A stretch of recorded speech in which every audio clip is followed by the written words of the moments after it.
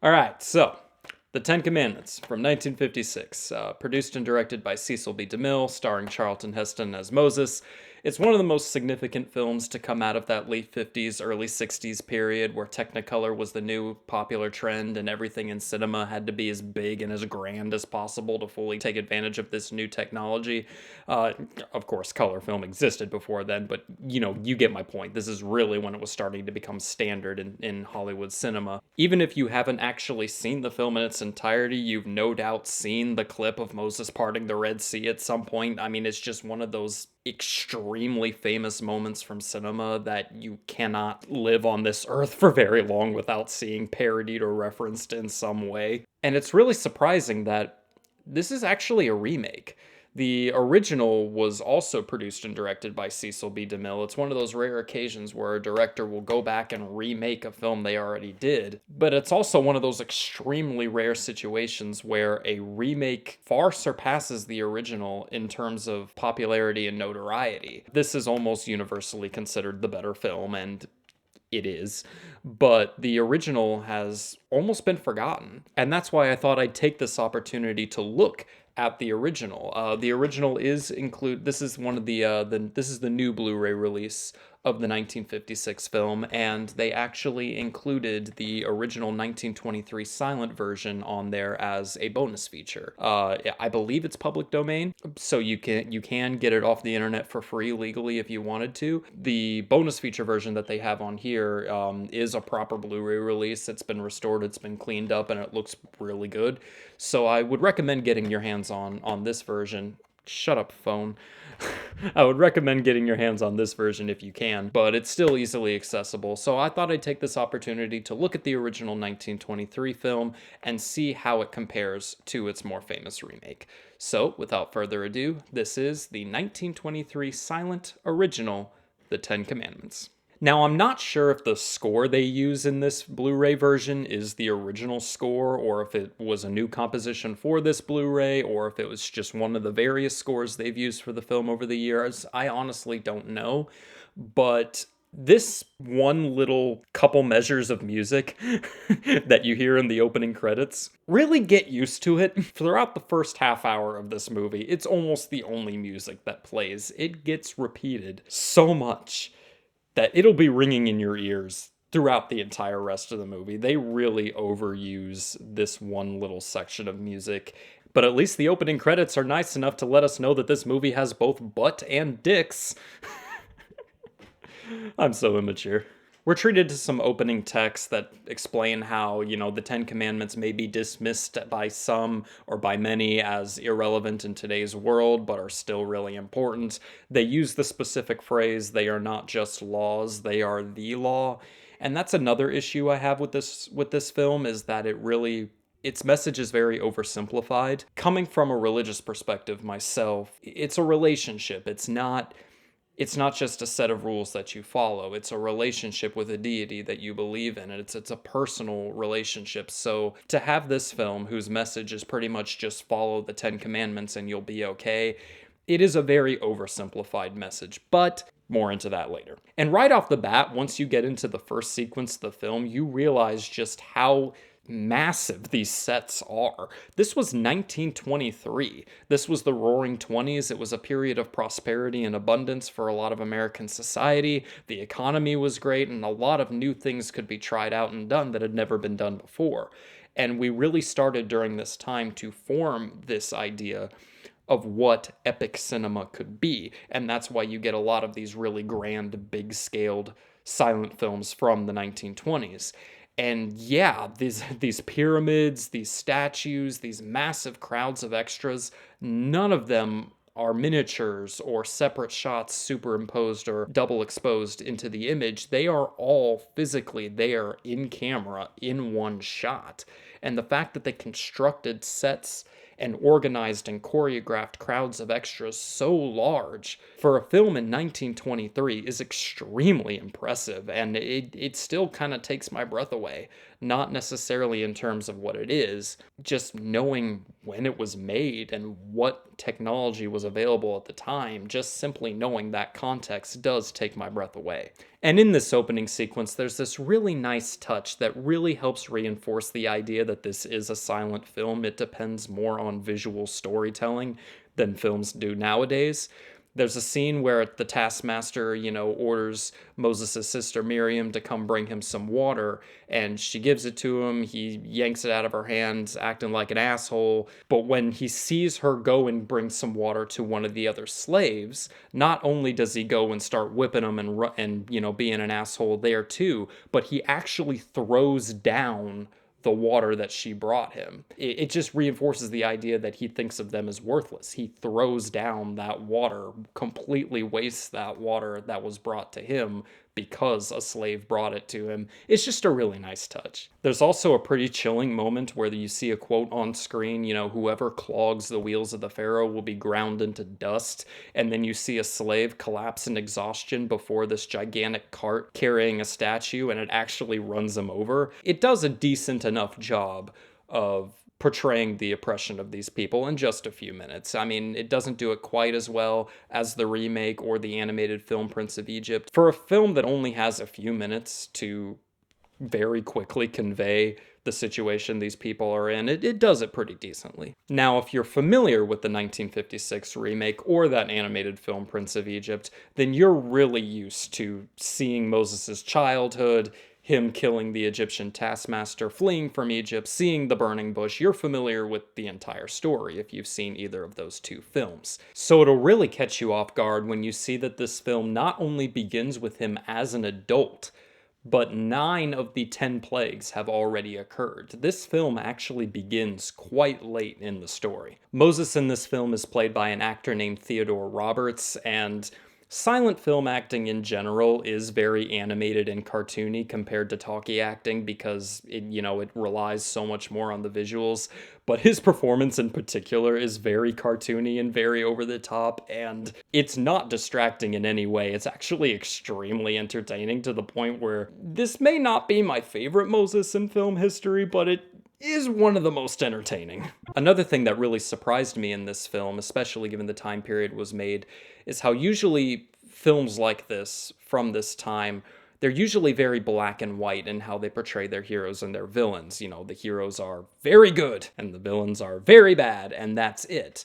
But this film actually does take a minute or two to show how distraught the Pharaoh is over the death of his son, and show how it is truly an act of his heart and how distraught he is that he finally decides to let the people go. It shows a sympathetic side to him. And, showing sympathetic sides to villains nowadays is nothing unusual, but for a film like this from that time period where everything is usually super black and white, it is nice to see a villain portrayed in a sympathetic way like that. There's even a moment where he calls upon his own gods to bring his son back, and it got some feelings out of me. Like, it's legitimately a well-done moment. Now, just like the score, I'm not sure if these title cards were made for this Blu-ray, or if they're original to the film, or if they were reconstructed in some way. I'm not sure exactly where these particular title cards came from, but whoever made them was clearly drunk because they wrote Exodus 12:41 through 36, and this text isn't even from either of those verses. And there are little mistakes like that with the title cards throughout the film that just, they're kind of funny. And if you were impressed by the opening scene, then you're really going to be impressed by the Exodus.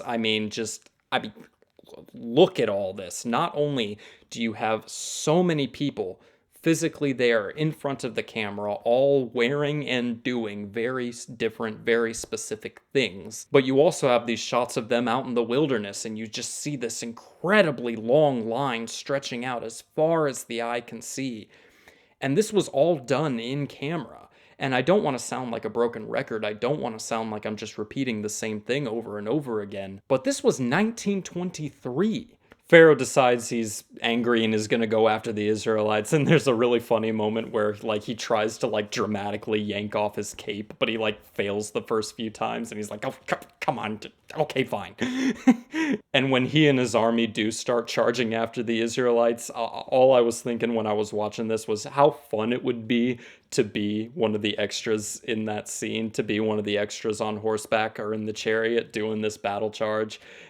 I mean, even the shot where they all fall down the hill and go tumbling and probably broke some bones doing it. I mean, even that looks like it'd be pretty fun too.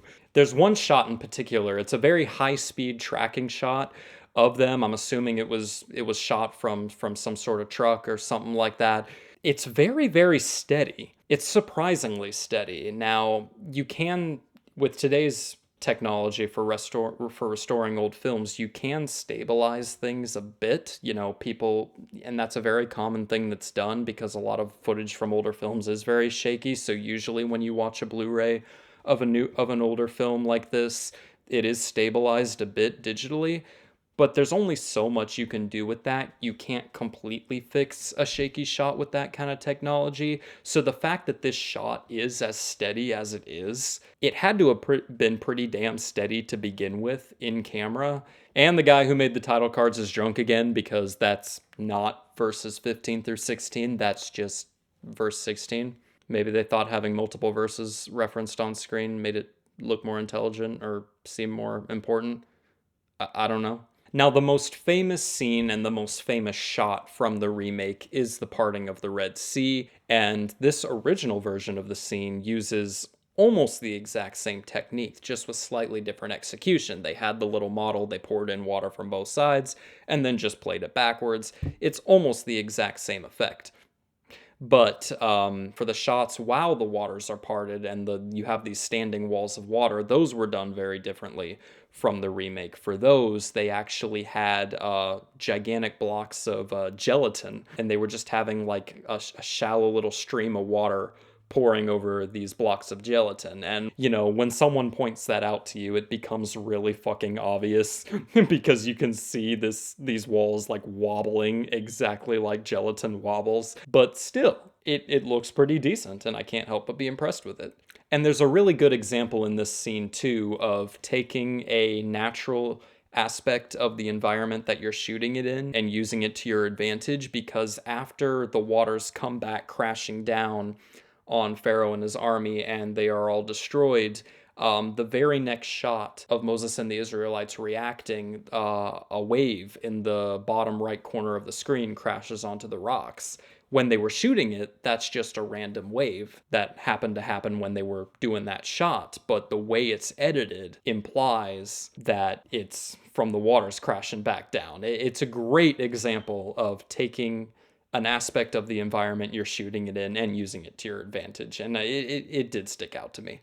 Now, the silliest thing in the film, by far, the one thing in the film that I can truly say was a mistake and really should have been done differently, is the sequence where God is giving Moses the Ten Commandments, because they literally have it as text in the sky. Not only is it English text in big bold capital letters, but it's all sparkly and it comes glowing and sparkling out of a gigantic fireball, and it just looks ridiculous.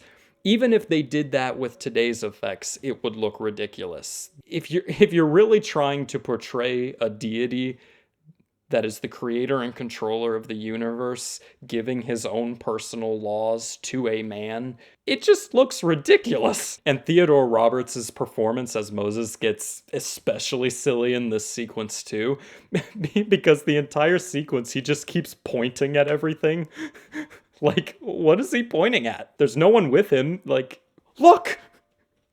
Somebody, as he's getting the Ten Commandments, they keep cutting back and forth between that and the people building the golden calf and worshiping that. And in both this original version and in the remake, it feels awkwardly superfluous, because the action-packed sequence with the Red Sea feels a lot like a climax, right up to the fact that the villains are destroyed. But there is a reason why it's in both versions, and I will get to that in a little bit. Another thing that stuck out to me was actually the design of the golden calf. Usually, when I see it depicted in artwork or in films, it's very basic. It's literally just a calf made out of gold. But in this film, they actually show a lot of Egyptian influence. It looks a lot like a statue the Egyptians would create. It shows not only how long these people were in Egypt and how long and how much that experience, influenced the way they think about things, but it's also this idea of idol worship. They learned it from the Egyptians, so the fact that they model their idol after the Egyptian idols, just seeing the Egyptian influence in the design of the golden calf is not something I personally see very often. But it gets really silly again when it keeps cutting back to Moses with the tablets, because literally once the tablets are finished, all 10 of the 10 commandments are just letters. Literally, they're just one symbol each. It's like the English language has 26 letters, but I'm guessing their language must have a lot if literally one letter can mean thou shalt not covet thy neighbor's donkey, wife, house, or anything that belongs to your neighbor. And when Moses comes down and he sees the people worshiping the golden calf and he gets all angry and everything, they literally take a series of verses from a completely different story in a completely different book of the Bible, take them out of context to use them for this scene. It's like, okay, it works. It does technically work, but... And once he, out of his anger, throws down the tablets, destroys them, and all the people realize what they've done wrong, the film suddenly dissolves into a scene of an old lady and two young guys reading the Bible. And this is where we get into the biggest problem with this movie and the main reason why it is not nearly as remembered as the remake. The biblical story, for which the remake is so famous, is only the first 30 minutes of this original version. And it's a 2.5-hour film. The remainder of this original version is a completely fictional story taking place in modern day 1923 about an old lady and her two young sons. One of them is a good son who obeys the 10 Commandments, and the other is a bad son who does not obey the 10 Commandments. And it feels a lot like a Sunday school special. The guy literally ends up accidentally killing a person at the end, and then he dies in a boat crash, and it's as over the top and silly as any ridiculous Sunday school special you've seen. And this is coming from a guy that does legitimately enjoy 1920s silent films. The Jazz Singer, despite some of its more controversial moments, is still a great movie in my opinion. I am someone who legitimately enjoys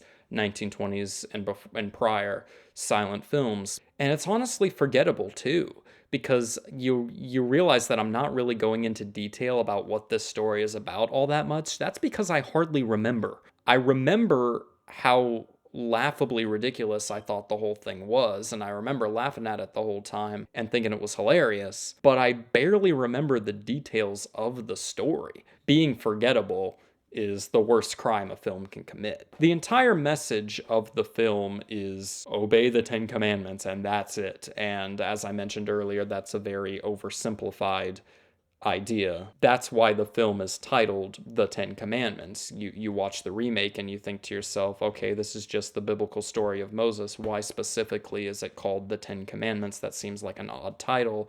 Well, that's because the original version was called The 10 Commandments, and the reason the original version was called The 10 Commandments is because it was this Sunday school special about the importance of following the 10 Commandments with that 30-minute depiction of the story of Moses as a prologue. It's this weird anomaly for someone like me who obsesses over every little detail about every movie that I see, to have a movie that even I will say, stop watching after the first 30 minutes. The first 30 minutes is all that really matters. The rest of the film must be pretty fucking awful, and that is kind of the case with this film. All in all, Cecil B. DeMille's The Ten Commandments, the original from 1923, is not a masterpiece. It's not a mind-blowing accomplishment. It's not this incredible hidden gem of epic cinema. It is a very simple, very basic, in a lot of ways oversimplified telling of this story. But that being said, it is still an interesting piece of film history that I would definitely recommend giving a watch.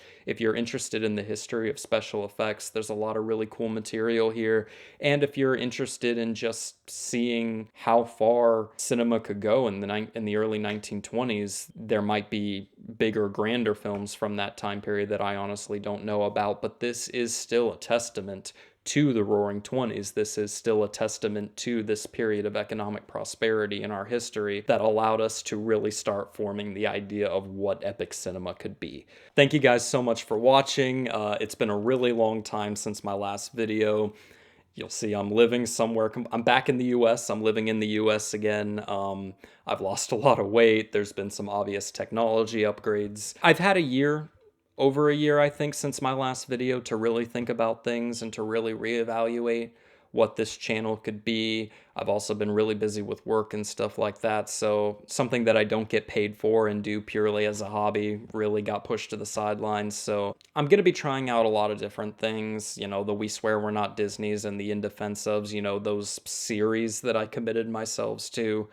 I don't know how many more of those you're going to see. I really want to take this opportunity now that it's been so long since my last video, now that, the tools and the resources that I have at my disposal are so much better now. I really want to take this opportunity to really experiment, play around, see what I can do with this channel. Who knows, it may get to the point where this channel's not completely devoted to movies anymore. If something doesn't work, then don't do it again. But if it does work, now you discovered another thing that you're good at. So I don't have a lot of subscribers, but for the subscribers that I do have, I really appreciate your patience in the over a year it's been since my last video. It is something that I still enjoy doing, and I'm glad I was able to at least make this one to sort of kind of revive the channel. Thank you guys so much for watching, and yeah, God bless you.